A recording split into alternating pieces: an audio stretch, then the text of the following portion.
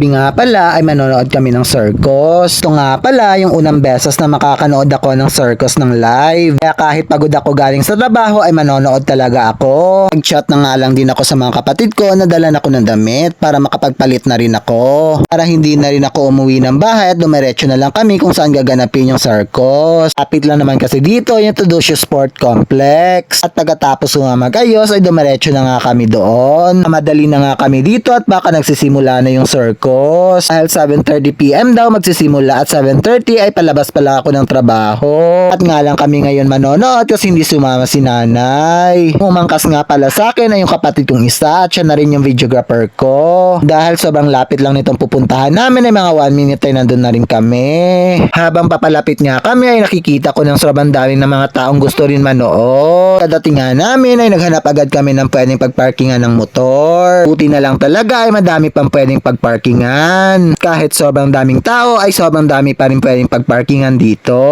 Habang nandito pa nga lang kami sa labas ay nakaramdam kami ng gutom. Bago nga pala kami pumasok doon sa loob ng T-Park ay naghanap muna kami ng pwede naming dalhin pagkain doon sa loob. Kasi nagugutom na rin kami at wala pa kaming hapunan. Natapos daw kasi itong circus ng alas 10 ng gabi. Yung binili nga pala namin itong mango shake. Bili na nga rin pala kami dito ng kwek-kwek tsaka baga pero hindi lang namin nabidyuhan. Katapos nga namin bumili ng pagkain ay pumila na rin kami. Sobrang haba nga ng pila kasi sobrang dami rin ang gustong manood. Entrance nga pala ito at yung entrance ay 35 pesos. Dahil sobrang haba nga ng pila ay sobrang tagal din namin naghintay pa ako makapasok. Buti na lang talaga ay hindi pa nagsisimula yung circus. Nung malapit na nga kaming makapasok ay napatingin ako dito sa likod at sobrang dami pa rin ang nakapila. 2 days nga lang pala sila dito sa Banga at lilipat ulit sila ng ibang lugar.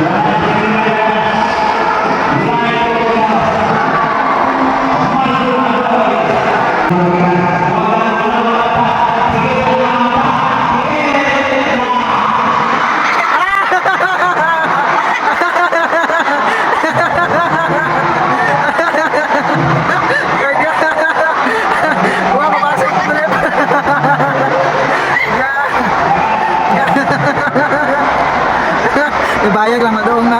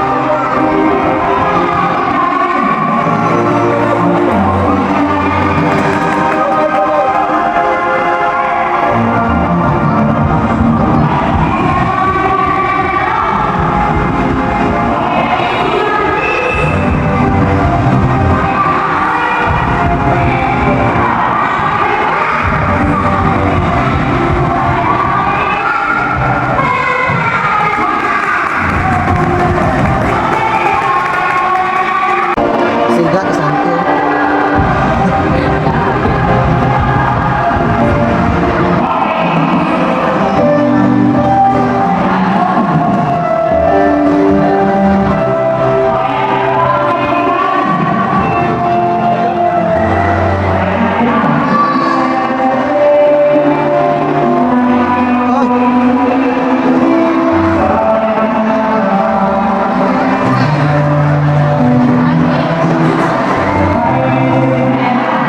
Tunggu, kita pakai attention dulu.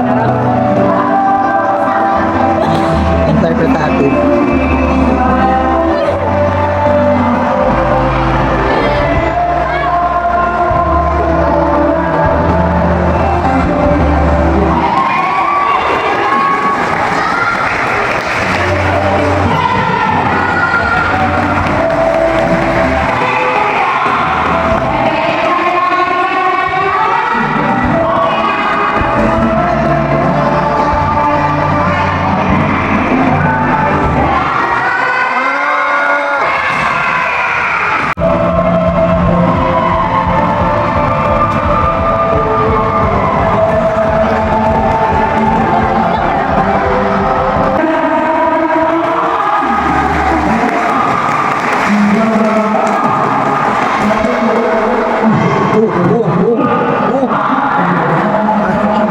Ang likse.